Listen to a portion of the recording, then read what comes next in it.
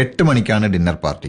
കൃത്യം 8 മണിക്ക് തന്നെ സുന്ദർ പിച്ചയുടെ വൈഫ് അവിടെ എത്തി. സുന്ദർ പിച്ചയും ഈ പാർട്ടിയിൽ പങ്കെടുക്കുന്നതിന് വേണ്ടിയിട്ട് ഓഫീസിൽ നിന്ന് ഇറങ്ങി. പക്ഷെ വരുന്ന വഴിയിൽ എവിടെയോ സുന്ദർ പിച്ചയ്ക്ക് വഴിതെറ്റിപ്പോയി. അങ്ങനെ പലരോടും വഴിയൊക്കെ ചോദിച്ച് മനസ്സിലാക്കി ഈ പാർട്ടി ഹാളിൽ എത്തുമ്പോഴേക്കും ഒരുപാട് ലേറ്റായിപ്പോയി. പിച്ചയുടെ വൈഫ് അഞ്ജലി ഉൾപ്പെടെ എല്ലാവരും അവിടെ നിന്ന് ഫുഡൊക്കെ കഴിച്ചിട്ട് പോയി കഴിഞ്ഞിട്ടുണ്ടായിരുന്നു. എങ്കിലും ഈ ആതിഥേയൻ സുന്ദർ പിച്ചയെ ഒന്ന് സ്വീകരിക്കുകയും കുശലം പറഞ്ഞ് തിരിച്ചയക്കുകയും ചെയ്തു.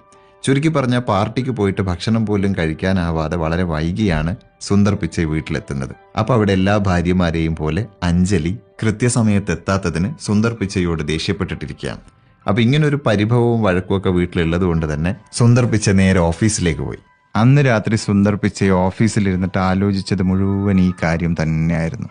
എനിക്ക് വഴി തെറ്റിപ്പോയത് കൊണ്ടാണ് ഇങ്ങനെയൊക്കെ സംഭവിച്ചത്. എൻ്റെ കയ്യിലൊരു മാപ്പ് ഉണ്ടായിരുന്നെങ്കിൽ, ആ മാപ്പിൽ മാർക്ക് ചെയ്തിരിക്കുന്ന വഴി കറക്റ്റായിരുന്നുവെങ്കിൽ എനിക്ക് വഴി തെറ്റില്ലായിരുന്നു എന്നൊക്കെ ആലോചിച്ചുകൊണ്ട് സുന്ദർ പിച്ചൈ ആ ദിവസം ഓഫീസിൽ കഴിച്ചുകൂട്ടി. പിറ്റേ ദിവസം രാവിലെ തന്നെ അദ്ദേഹത്തിൻ്റെ ടീമിനെയൊക്കെ വിളിച്ചിട്ടൊരു മീറ്റിംഗ് അറേഞ്ച് ചെയ്തു.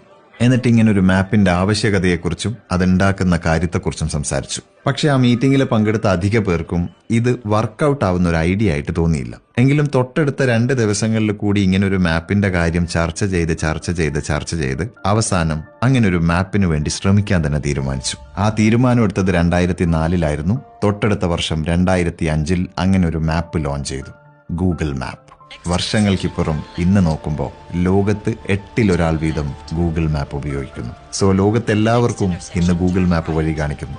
എന്നാൽ ആ ഗൂഗിൾ മാപ്പിലേക്കുള്ള വഴി കാണിച്ചത് സുന്ദർ പിച്ചയ്ക്ക് തെറ്റിപ്പോയ വഴിയായിരുന്നു. അതായത് നമ്മുടെ ജീവിതത്തിൽ ചെറിയ ലക്ഷ്യങ്ങളിലേക്കുള്ള വഴി തെറ്റിപ്പോയാലും ആ തെറ്റിയ വഴി ഒരുപക്ഷെ നമ്മളെ നയിക്കുന്നത് ഉന്നതമായ മറ്റൊരു ലക്ഷ്യത്തിലേക്കാവാം. Keep going.